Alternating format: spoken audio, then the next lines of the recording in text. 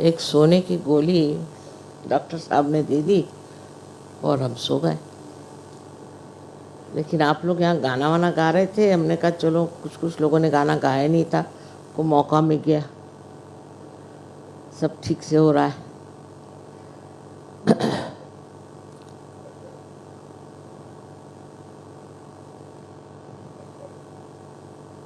लेकिन जब सब दुनिया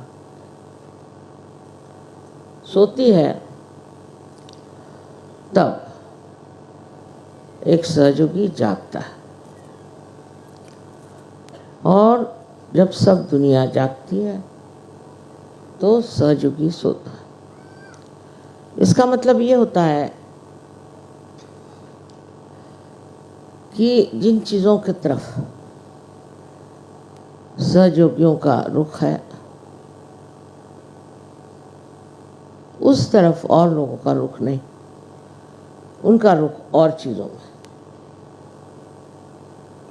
किसी न किसी तरह से वो सत्य से विमुख है। माने किसी को पैसे का चक्कर, किसी को सत्ता का चक्कर, न जाने कैसे कैसे चक्कर में इंसान घूमता रहता है और भूला भटका सत्य से परे उसकी और उसकी नज़र नहीं रहती।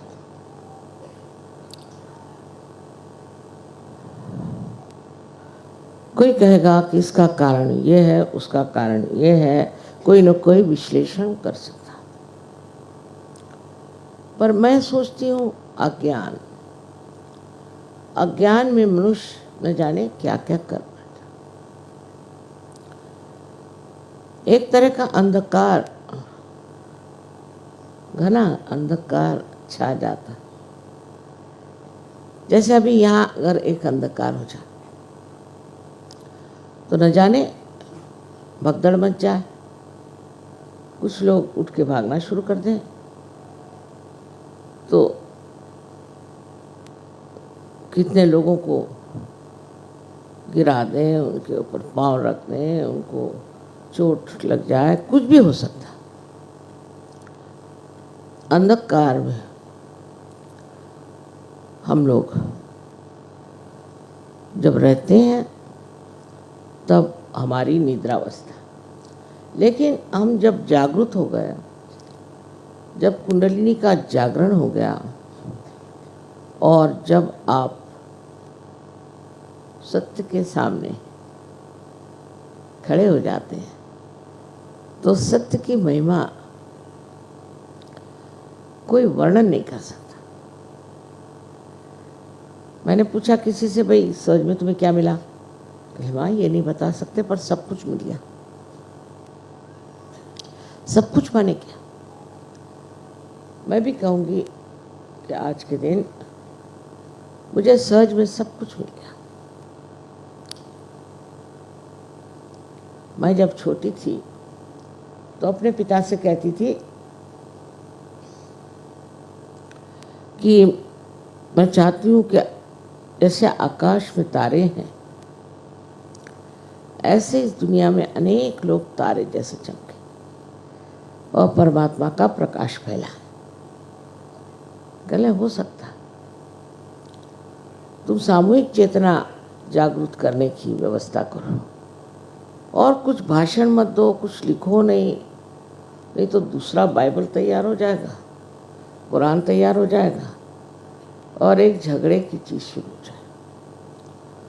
सो इससे पहले तुम सामूहिक चेतना करो, और सामूहिक चेतना का कार्य शुरू हो गया अनायास, सहज में। लेकिन उसकी जो समस्याएं हैं वो मुझे आपसे आज बतानी। बहुत आनंद की चीज़ है कि सामूहिक चेतना हो गई और सब जगह लोग इतने ज़्यादा मात्रा में, हर देश में लोग सत्य को पा गए और उसमें ही आनंद में। लेकिन कष्ट तब होता है कि सोच करके कि सामूहिक चेतना पर हमने कोई चयन नहीं किया, दरवाज़ा खोल दिया, हर एक तरह के लोग अंदर आ गए और अपने साथ अपनी गंदगी भी लेकर अंदर चले आए। और जब ऐसे थोड़े से भी लोग आ जाते हैं तो वो बहुत नुकसान देते हैं। नामदेव वगैरह तो बिल्कुल, जो पहले बड़े साधु संत हो गए, जो अपने ही लोग हैं, उन्होंने तो साफ साफ कह दिया था कि जो बुरे हैं वो अच्छे हो ही नहीं सकते, उनकी आदतें ठीक हो ही नहीं सकती। उदाहरण के लिए उन्होंने कहा कि एक मक्खी लीजिए, मक्खी एक तो अपने खाने पे बैठेगी तो भी मार डालेगी, और अगर कहीं मर गई और पेट में चली गई तो आप भी मर जाएंगे। ये मक्खी नहीं ठीक हो सकती। और कहा कि ऐसे मक्खी वाले बहुत से लोग को बहुत सा उनको गुड़ का शौक होता है और उसके और दौड़ते ही रहते। सो सहज में ये चीज़ें सब हमारी गिर जानी चाहिए। जब तक ये गिरती नहीं तब तक हम ऊंचे उठ नहीं सकते। पंखों में अगर कोई चीज़ लग जाए तो पक्षी भी नहीं उड़ पाते। इसलिए जो ये आनंद का आकाश, जिसे कि कवियों ने रागांचल कहा, माँ के प्यार का आंचल, इसमें आप एक पक्षी की तरह उड़ नहीं सकते, क्योंकि आपके पंखों में भी कुछ न कुछ अभी लगा हो। आज का दिन शुभ दिन है और बहुत लोग सोचते हैं कि बहुत बड़ा दिन है और इस दिन कोई विशेष कार्य हुआ, ऐसे लोगों ने कहा हुआ। लेकिन आज के दिन एक विशेष कार्य आप लोगों को करना हो। इतने सारे आपने गुब्बारे लगा रखे हैं, उससे इंसान खुश हो जाता है, देखता है कि देखो रबर में भी कितनी शक्ति है कि वो हमें सुख और आनंद दे सकती, और वो भी एक बड़ी सौंदर्यपूर्ण वस्तु बन सकता है। फिर हम तो मनुष्य हैं, और मनुष्य में हम आज सजोगी पहुँचे हुए लोग हैं। सो इन लोगों की एक स्थिति आने के लिए क्या करना चाहिए? अभी मेरा एक अनुभव हुआ जो मैं आपको एक कथा के रूप में बताती हूँ, जिससे मुझे बड़ा दुख हुआ। मैं इसलिए ये सब हिंदी में बोल रही हूँ क्योंकि ये ज़्यादातर दोष हिंदुस्तानियों में है, अंग्रेज़ों में इतना नहीं, परदेश में इतना नहीं। उन लोग को इसकी अकल भी इतनी कम है। हमारे देश में पहले ये भारत माता हमारी पूरी संपूर्ण, इसमें अनेक तरह के देश समाये हुए। आप जानते हैं इसमें बर्मा था, सिलोन था, पाकिस्तान, बांग्लादेश आदि अनेक देश इसमें समाये हुए। ये हमारी माँ भारत माता, पर इसको लोगों ने काट पीट लिया। किस लिए काटा पीटा? वो ऐसी बात हो जाती कि जैसे कोई लोग इस देश में ऐसे हो गए जिन्होंने सोचा कि ये हमारे देश के लीडर हो गए, ये बड़े आदमी हो गए, तो हम क्यों ना कुछ ऐसा करें कि हम भी बड़े हो जाएं। ये अगर प्राइम मिनिस्टर हो सकते तो हम भी प्राइम मिनिस्टर। ईर्ष्या, पहली चीज ईर्ष्या हो गई कि हमारा भी अगर हम एक देश हो जाए, हम अगर विभाजन कर लें तो उतना हिस्सा हमको मिल जाएगा, उसके हम राजपाट करें। जैसे बहुत सी बड़ी बड़ी फैमिलीज में ऐसा होता है कि लोग चाहते हैं हमारा अलग घर हो, हम अलग से रहें, हमारे बीवी बच्चे हों, हम वहीं रहें और से किसी से मतलब न रखें। तो विभाजन करने की एक प्रवृत्ति मनुष्य में है, और उसी के कारण समझ लीजिए आप बांग्लादेश बना तो मैं अभिभूत हो गई कि लोगों ने इतने से बांग्लादेश को मांगा, और इसलिए कि कुछ लोग चाहते थे कि हमारा राज हो। वो आप इस्लाम का नाम लो या किसी भी धर्म के नाम पर कोई न कोई बहाने में विभाजन कर ले। और आज बांग्लादेश का यह हाल है कि कहते हैं हमें लोग माफ मत जाओ, नहीं तो आपके तो आंखों से अविरल अश्रुधारा बहती रहेगी, इतनी दुर्दशा। पाकिस्तान का क्या हाल हो, सिलोन जिसको कि अब श्रीलंका कहते, उसका क्या हाल। ये जो तोड़ तोड़ के देश के इन्होंने अलग भाग बनाए और सोचा कि अब इसमें हम राज करेंगे। अधिकतर इसके प्राइम मिनिस्टर वगैरह लोगों को जिन्होंने कि खींचतान करके ऐसे देश बनाए थे, उन्हीं को मार डाला, उनका खून कर डाला। सो ईर्ष्या से ईर्ष्या बढ़ती है और फिर इसी तरह के ग्रुप्स बन जाते हैं और फिर लड़ते हैं कि हमें चाहिए। अभी भी अपने यहाँ बहुत चलाओ, विभाजन का विचार चलाओ। जैसे हमारे यहाँ विदर्भ है, कहीं कोई झारखंड है तो कोई झारखंड है। ये बनाने से क्या मिलेगा, किसको क्या मिला है विभाजन से? सहयोग इसके बिल्कुल विरोध में है कि हम कोई चीज का विभाजन करें।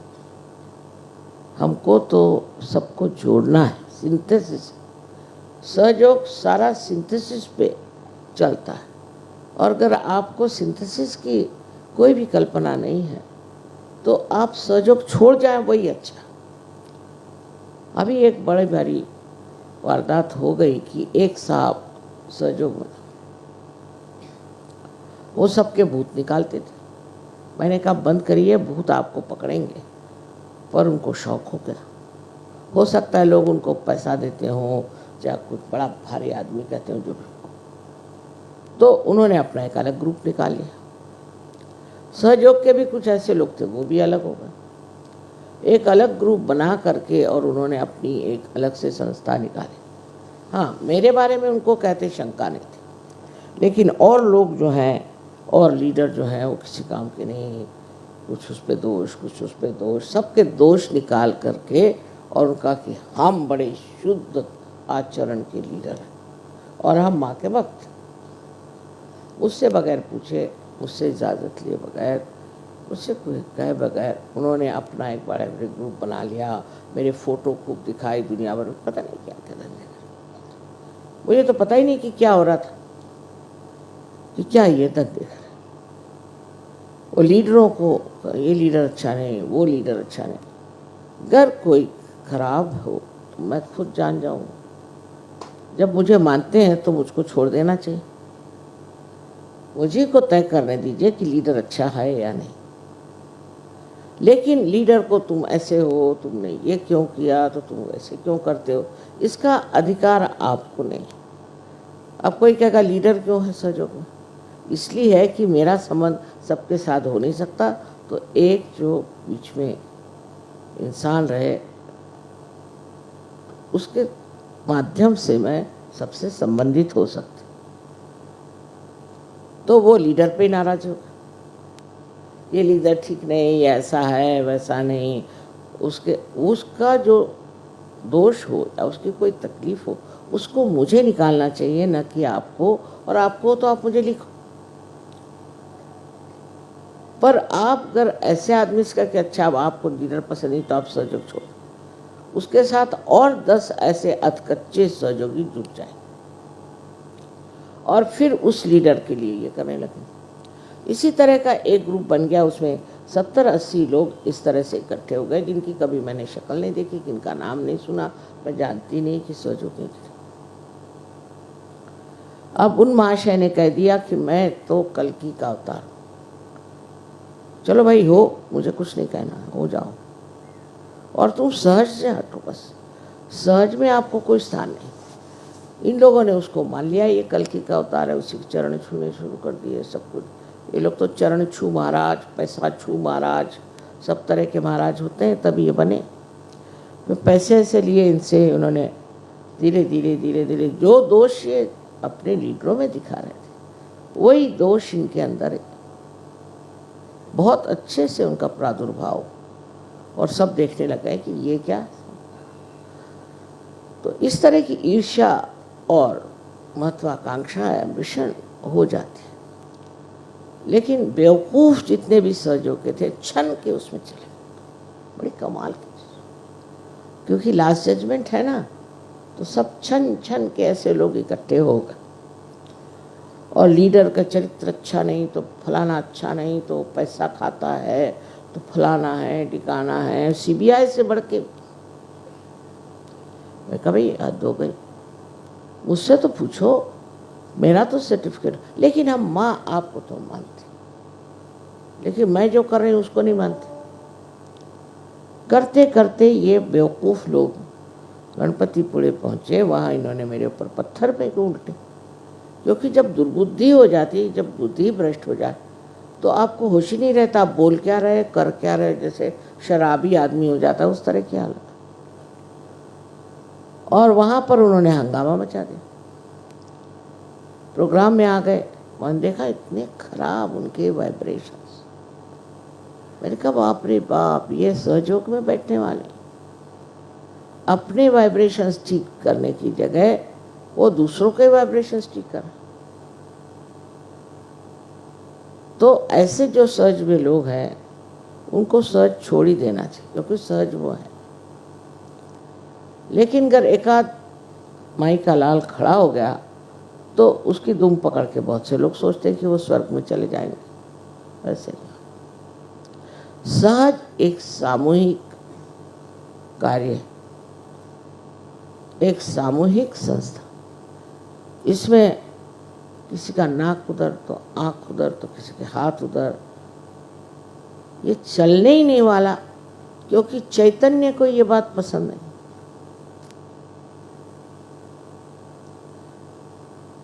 फिर मैंने कहा कि तुम बगावत कर रहे हो, तो कह रहे आप हमें गाली दे रहे। मैंने कहा नहीं, मैं आपका वर्णन कर रही हूँ कि आप चैतन्य से बगावत मत करो। इसीलिए वहाँ भूकंप आ गया। और अब आगे क्या होगा, एक माँ की दृष्टि से मैंने कहा भाई देखो, सत्य और परमात्मा जो है वो कोई तुमको स्पेयर नहीं करेंगे। मैं तो माँ हूँ, मेरी बात दूसरी, वो तुमको नहीं छोड़ेंगे। तुम मेहरबानी करके सब धंधे छोड़ो, लेकिन लागी ना है छूटे हुए हालत हो। उसी चक्कर में वो बस। अब आजकल मैंने सुना देहरादून में बड़े जोरों में ये काम हो रहा है, उधर झारखंड चल रहा है और इधर एक भूतखंड भी चल रहा है। अब अगर सहयोग से इन 2-4 लोग बदमाशों को निकाल दिया जाए तो उनके साथ जुटने वाले भी बहुत से लोग हैं और एक दूसरा ग्रुप बना लेंगे। पर उस ग्रुप के लिए मुझे हर्ज नहीं हो, कृपया चले जाए और गंगा जी में डूब जाए, मुझे उसमें कोई हर्ज नहीं। पर वो सहज में नहीं रह सकते और मेरा नाम नहीं ले सकते, मेरा फोटो नहीं ले सकते। आज ये बात बड़ी दुखदाई लगी जब मैंने सुना कि जिस आदमी पर मेरा इतना विश्वास, जिसने इतना कार्य किया, उसी के लग गए तुम ये मोटर कहाँ से ले आए। अरे भाई, वो काम करते हैं, धंधा करते हैं, ये मुझे पूछना चाहिए। और तुमको अगर ऐसी खास शिकायत हो तो मुझे चिट्ठी लिखो। आज मुझे कहना नहीं था, पर अब कोई मौका नहीं, तो इस शुभ अवसर पे ये मुझे अशुभ बात कहनी पड़ रही। इस तरह के अगर धंधे करने हैं तो अभी आप सहज से अपना आसन लेके तशरीफ बाहर ले जाए, उसमें मुझे कोई हर्ज नहीं। सहयोग में किसी पे कंपल्शन है ही नहीं, आप जानते। मैंने तो अपने घर वालों पर भी कभी ज़बरदस्ती नहीं करी कि तुम सर्च करो, हालांकि मैं जानती हूँ कि इससे बढ़ के और कोई चीज़ नहीं है। पर मैंने उनसे भी कभी नहीं कहा कि तुम सर्च करो, करना हो तो करो, नहीं तो मत करो बाबा। पर ऐसे धंधे नहीं करना, इसका मतलब है आप कभी भी सहयोगी नहीं हो सकते। एक तरह से सहज की दृष्टि से अपने लीडर्स से इस तरह से बर्ताव करना महापाप, और उसको लेकर के ग्रुप बनाना तो उससे भी महापाप। अगर आपको चाहे तो आप मुझे चिट्ठियाँ लिखें, मैं उस पर खबर करूँगी। मुझे तो वाइब्रेशंस पे फ़ौरन पता चल जाता है कि वाकई में आप सच हैं कि वो और दुनिया भर की चीज़ें उसमें लिखते हैं। चिट्ठी भी आती तो उसमें इतनी बकवास मैं उधर ध्यान ही नहीं देती। वो ये लीडर ऐसा है, वो लीडर ऐसा है, वो फलाना ऐसा है। अरे आप कौन बड़े शुद्ध आत्मा हैं? आप अपने को तो देख लीजिए, देखना चाहिए। जब आप ही नहीं ठीक हैं तो आगे का क्या होगा? आपके बच्चे हैं और बच्चों के अलावा जो आपके आस पास पड़ोसी सब लोग रहते हैं, तो वो क्या सोचेंगे? अगर आपका लीडर ऐसा है तो क्या सोचेंगे आपके लिए भी कि फिर आप क्यों ऐसे पीछे लगे हो? आपके माताजी को अकल नहीं, वो ऐसे लीडरों को चुनती है। इसी तरह की चीज़ें शुरू हो जाती हैं और सहयोग खत्म हो जाता है। अभी तक तो कहीं इस तरह से ख़त्म नहीं हुआ। कोशिश हमने पूरी की कि डूबते हुए को बचा ही लो, किसी तरह से बच जाए तो अच्छा ही है, जितने सहयोगी हो अच्छा है। पर मुझे ये भी लगता है कि सत्य पे बसा हुआ ये जो स्वर्ग है, स्वर्ग के जाने के लिए भी थोड़ी सी तैयारी आ सकती, और नहीं तो दूसरी बात ऐसी भी कि वहाँ भी जगह कुछ कम होगी तो नियति भी ऐसा कार्य कर रही हो कि चलो ये फालतू लोगों को काट छाट कर दो। लेकिन इस चक्कर में आपको आना नहीं चाहिए।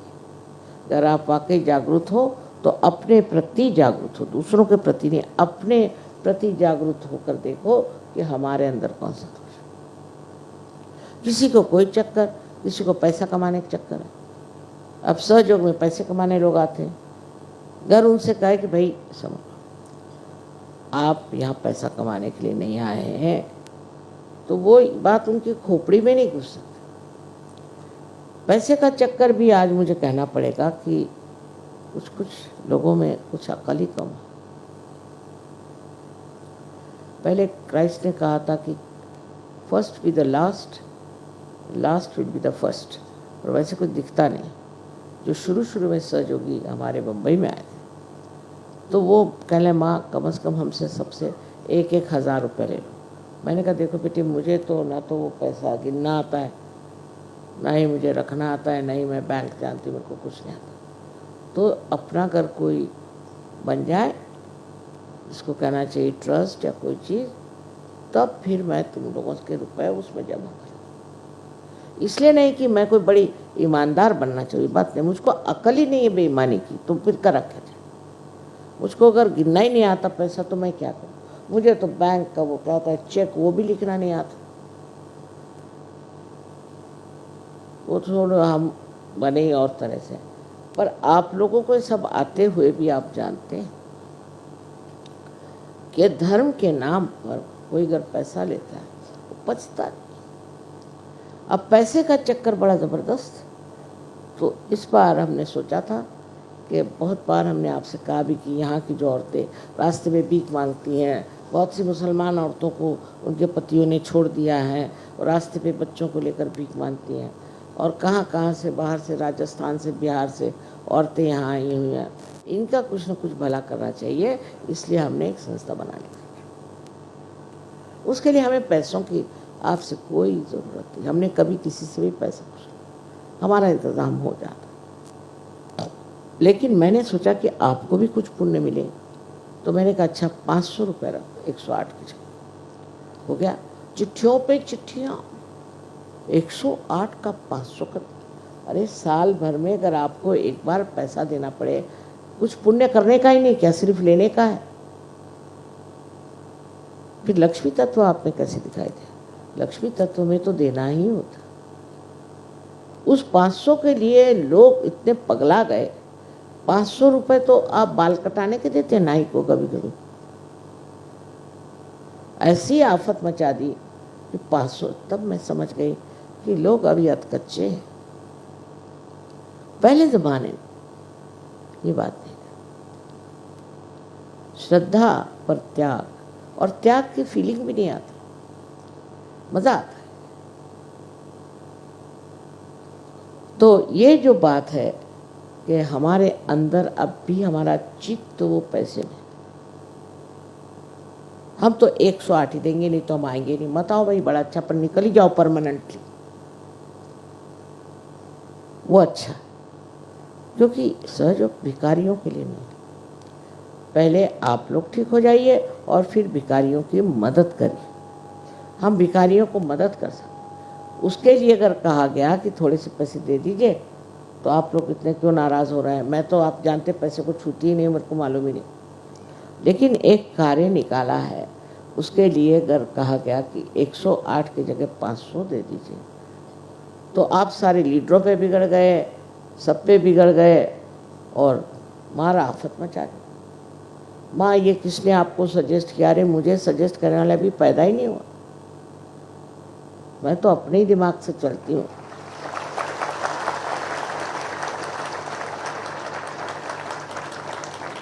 ये समझ लेना चाहिए। ऊपर से मैं लगती हूँ भोली भाली, लेकिन अंदर से बहुत चंट हूँ। इसलिए मुझे बेवकूफ़ बनाने की कोशिश नहीं करनी चाहिए।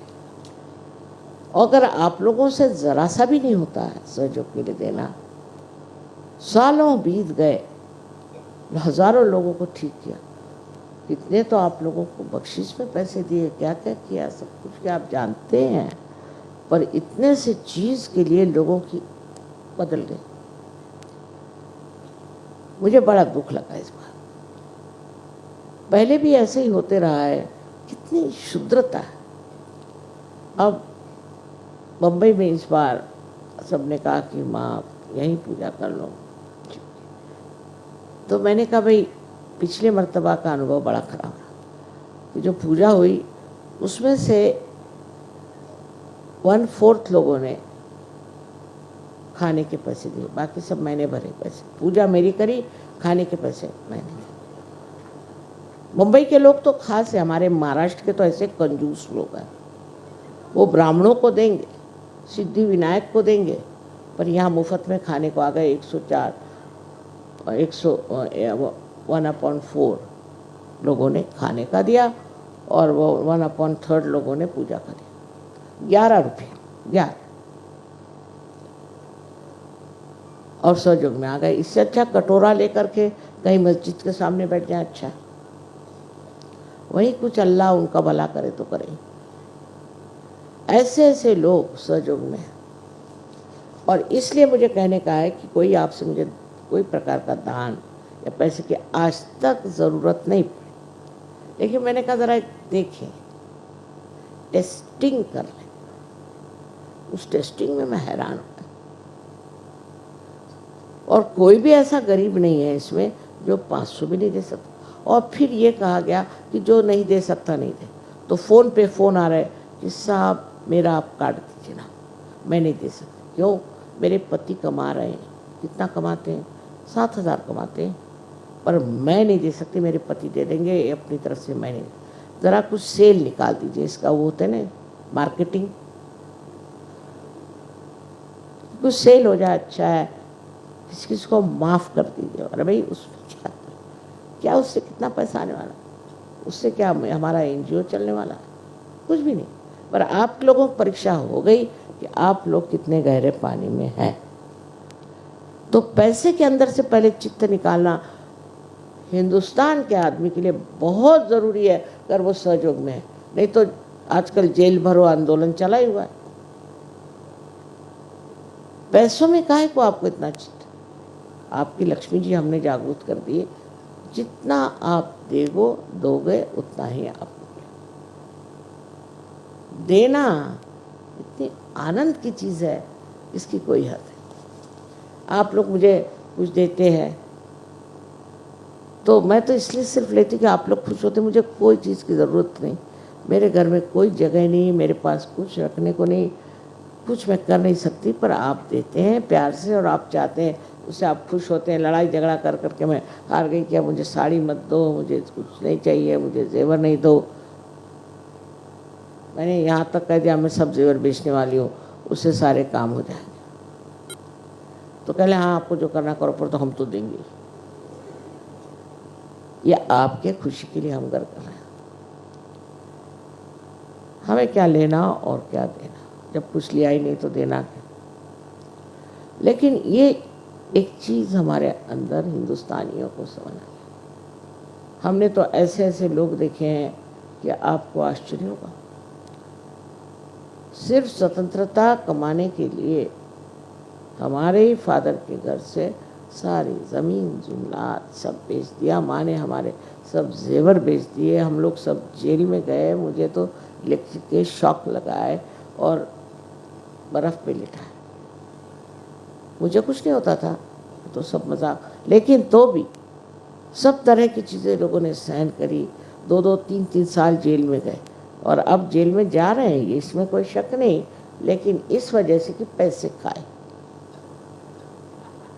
वो कहेंगे हम भी जेल में गए। देखिए,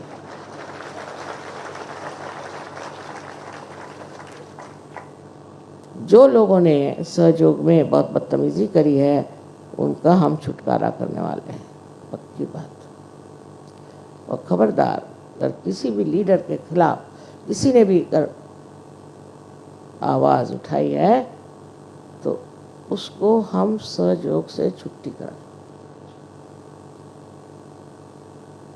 पूरी तरह से जान, इसमें शक नहीं। जो कि हमें तोड़ना नहीं है।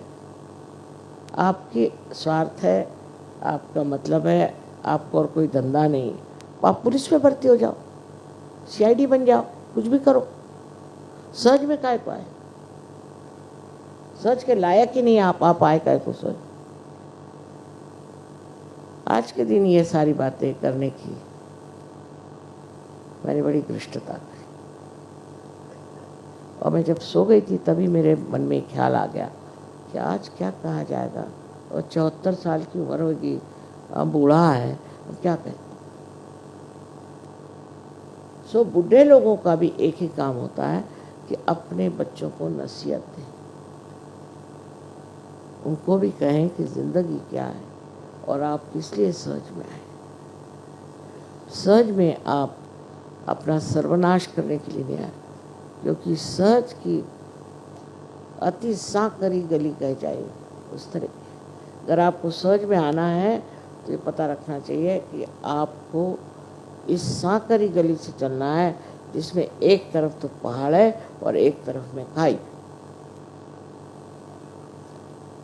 सो इसमें चढ़ने के लिए अगर आपके अंदर वो बल, वो मन का बल, वो शक्ति और वो पवित्र शुद्ध इच्छा नहीं हो तो होगा नहीं।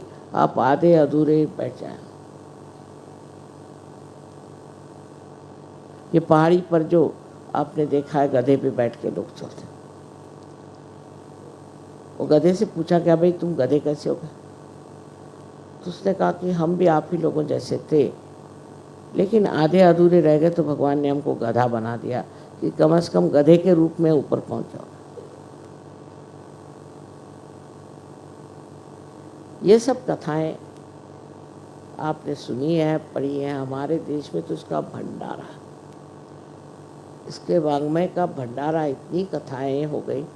वो ज़्यादातर हमारे लिए उपदेश के लिए, समझाने के लिए कि गलत रास्ते में चलने से क्या होता है। दुनिया भर की कथाएं हुई और उसमें की जो कथा हमें कुछ न कुछ सबक देती है वही कथा असली। सो बार बार मुझे ये लग रहा है कि आज के दिन कुछ अच्छा ही कहना चाहिए था, लेकिन ये बात मेरे सामने इतनी ज़ोरों में खड़ी हो गई इस शिव पूजा में कि मैंने सोचा अगर मैं नहीं कहूँगी तो कैसे हो। और शिव जी के पूजा में आप कह भी नहीं सकते, क्योंकि शिव जी तो सिर्फ क्षमा ही करते, पर वो भी किसी हद तक। और जब वो बिगड़ते हैं तो आप जानते हैं वो क्या करते हैं।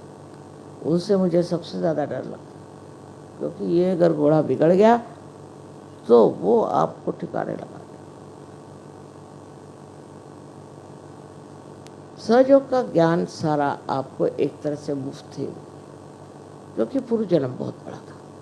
पूर्व जन्म की ये आपके अंदर जो संपत्ति है उसके बूते पर आप नहीं पाया। लेकिन सहज में आ करके सब पा करके संपत्ति पा करके और आप अगर बेकार ही जाने वाले हैं तो बेहतर इसको छोड़ दो और हमें भी बख्शो। सोच सोच करके आज का से मैं सोचती कम हूँ, निर्विचारी में हूँ, लेकिन तो भी मुझे चिंता इसलिए कि मैंने आपको अपना बेटा माना और आपको अपना बेटी मानी, तो आपके जो दोष है उसके कारण जब आप मिटते जाएंगे उसे देखा मुझे बहुत कष्ट हो।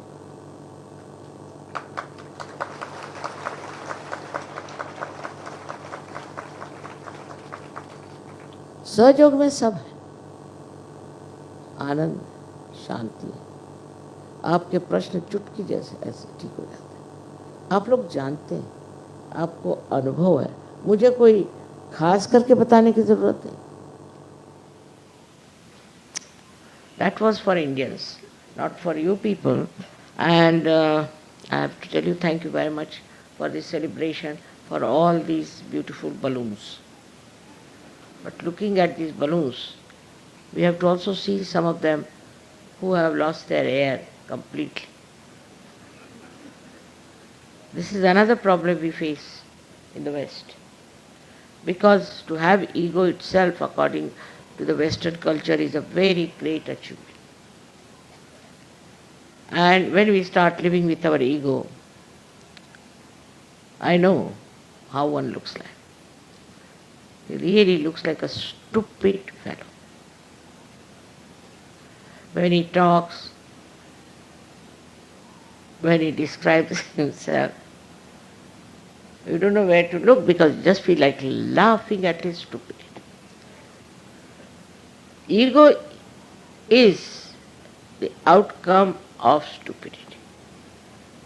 I don't know what to say, how to give a simile to ego, because it's just bloated and makes you float in the air, and when it bursts, you are down on the earth. But you are not down on the earth the way Sahajogi should be, down to earth, but you are completely finished. All your arrogance goes to waste. You can never understand Sahajoga if you have this ego in your head. I have known people who have this ego. They have come to Sahajoga and still they want to think that they know more than anybody else. To know about yourself, you have to go deep down. And to go deep down, you have to give up all this idea which makes you float in the air. Imagine if you have a big balloon attached to you, how can you go deep down into the sea? You cannot. That kind of air which makes you float in the air, absolutely in an area of stupidity. What else? I mean, English will think there are no words. Stupidity means everything. Then you may think, end of yourself, you may think whatever you like, you can behave the way you like and all that. But what do you achieve? You achieve nothing out of it. Whatever you achieve, people are jealous of you. They want to harm you. You have no friends. Nobody cares for you. And in Sahajoga, people know who has got this problem.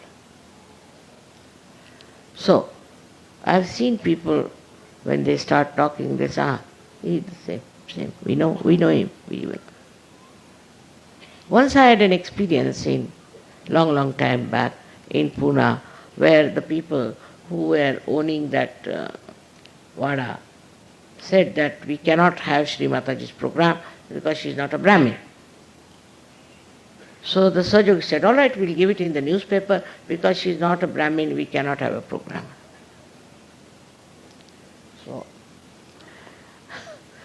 these people came to my program. And the owner of that was sitting on the gallery on top. He couldn't even walk. He was suffering from some sort of a funny disease.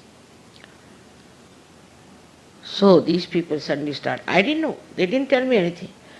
They didn't tell me that these people have protested or whatever it is. So they all started shaking like this, like this, like this, like this. I said, what is this? So I said, what is it? He said, Mother, stop it. We know you are Shakti, but stop it. It's too much, too much. But what did you do? They said, we didn't do anything. We just said, this is a Brahmin's thing and a Brahmin's vada, and this area is mostly resided by Brahmins. So we thought that you cannot have your program. I said, really, that's all? Yes, yes, that's all. But they say, see on the other side, see those people, they are also shaking with your power. So I asked them, who are you? Are you also Brahmins? They said, no, no. We are certified mad people from Thana. And how are you here? He said, there was one fellow who was mad, was cured by. Really? So our superintendent is here, he has brought us here. We are certified mad. Certified. My goodness. These people looked at me. I said, see now, you tally. You are shaking and they are shaking now, you tally. Where are you? They got quite nervous. And they all became Sahajogis. Not only that, but the gentleman sitting upstairs, I told him, you get up and come down. He came, and since that day he surrendered his life and did a lot of work in Pune. So what I'm saying, that anybody who talks like that this is wrong in Sahaja, this should not happen, we should not have paid so much, or this leader is not good, should take a paper, thin paper on his hand and put it before the photograph. If you can stop the shaking, then you are well. All of you can try this.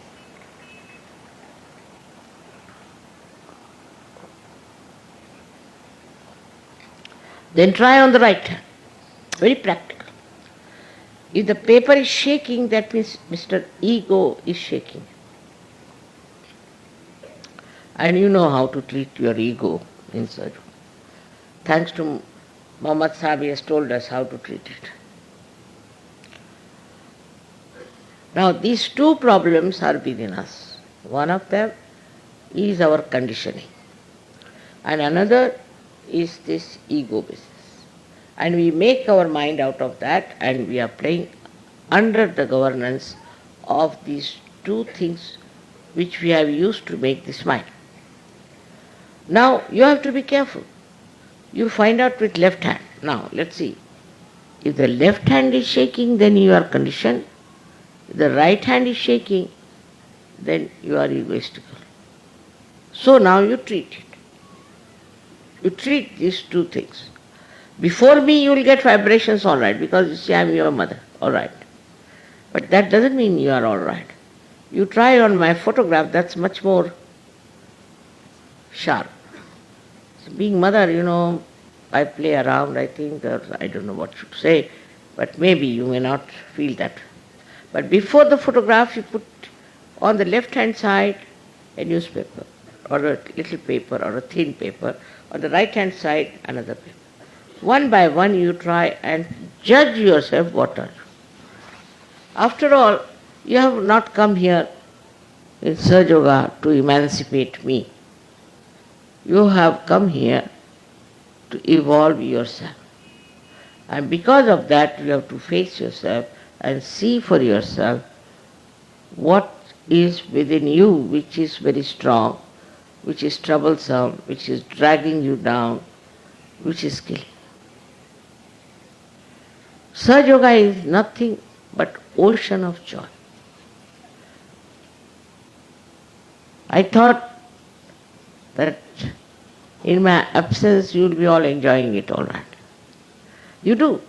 Airport I've seen sometimes I'm late because of the plane for 4 hours, 5 hours, and everybody is so fresh and so nice. And in the morning I said, what's happened? The whole night we have been enjoying Madrasa. So what you enjoy in that is collectivity, samuhik. That collectivity you should enjoy only by getting rid of your nonsensical boundaries that you have built. And then you see the joy.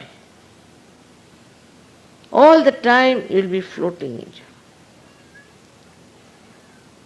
There is a sense which people have, which you may not have before realization. Some of the people were amazed how deep they are, how they took to Sahaja, supposed to be very great men, supposed to be people of very great principles, but very hot-tempered, not tolerant about people. They take to Sahaja just like this, because inside there's a big depth, so that everything is absorbed without any problem. Everybody can achieve, but one has to be careful as to the two wheels of our mind. One is the ego, another is the condition. All kinds of conditionings are there, especially in India. In the West, it is all kinds of egos, different types. I've seen so many types and varieties of egos. I was surprised to face that. I didn't know what to say. It's a very, very subtle thing which people have carved out of their minds. So for you today, it is to be decided that you are only still small children.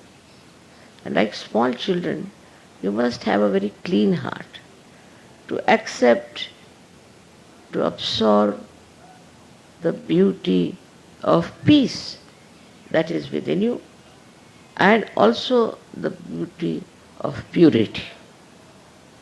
Without purity, you cannot enjoy anything. So in Sahaja, though we have so many people, I must say the purity of these few saints who lived earlier, we have to yet achieve. For example, yesterday they were singing about Ali. I was so very happy because he was an incarnation. And his purity people are singing now, not at that time he was killed, at that time he was tortured. That always they do.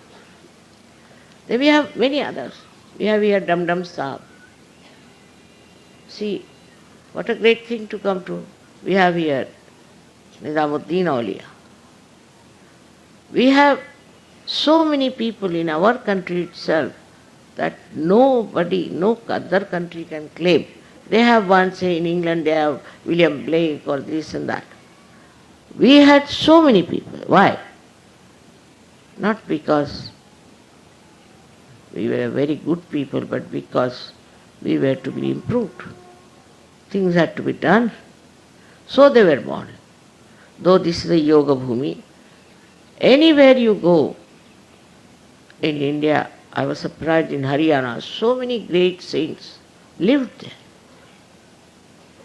But they were all tortured, troubled, never understood. So painful and hurts you how these stupid, ignorant, blind people torture them. So now, it is our duty of Sahajogis to first of all find out who is a saint. Even among Sahajogis, as I described in Hindi language, there are people who try to trouble others.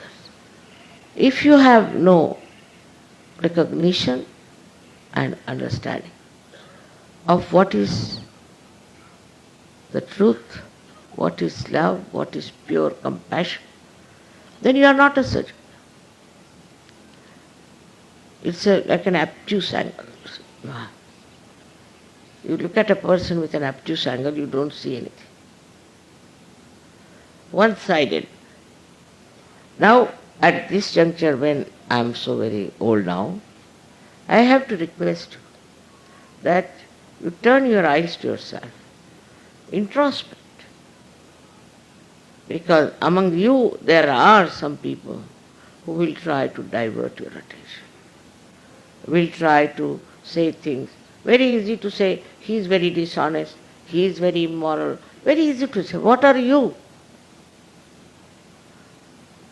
We have to now understand that Sahaja Yoga is to be consolidated through synthesis. We are believers of synthesis. Any divisive thing that comes into your mind, you should just throw it away. This is a request on this day. I make you that you please introspect. Unless and until you introspect, you cannot even respect yourself. You cannot even love yourself. If you love yourself, you introspect and find out what's wrong. Supposing I love this sari, then if I find any doubt about it or see any dot somewhere or something, I'll get it clean. I'll not be proud of it, wear it and go around and say, see, I've got so many spots. In the same way, you should be not proud of whatever such temperaments you have within yourself. And don't talk like that. Christ has called them murmuring souls. He said, beware of the murmuring souls. I would say, throw away all the murmuring souls. That's the only way. In India, they say Bakwasi. Their name is Bakwasi. Means the ones who just chatter, talk all nonsense about others. Doesn't know what he is. It is much more in India, I must confess. I'm sorry though I'm an Indian. It's a habit of talking ill of others, sitting down, just chit-chatting. They will not talk of Sahaja Yoga. How many people know Sahaja Yoga in the proper way? I mean, if I have to give degrees, what degrees I should give to you? Tell me. You don't know even about your vibration. Of course you are Sahaja Yogi because you have fallen into this trap of achieving evolution. But how many are really grown up into it? You can't. So I have to again and again tell you, to make me happy, you have to give up all these nonsensical, cheapish talks, but try to understand from each other what we know of Sahaja Yoga. Discuss it and contribute to this knowledge by describing your experiences of Sahaja Yoga. There are many who do it. I am not saying they don't do. But even just one bad fellow, he can spoil all of them. Like one bad apple can spoil all the apples. So what do we do? Throw away the apple out of the basket. It is important. See, even I feel all this standing like a witness to you. Silent witness. When I see big mountains, and I think they are like great saints who are watching and they are trying to record what is happening in this world, because they also understand, they also know. I have to again and again tell you that today is the day to see your own self, your own chakras, your own, I should say, defects.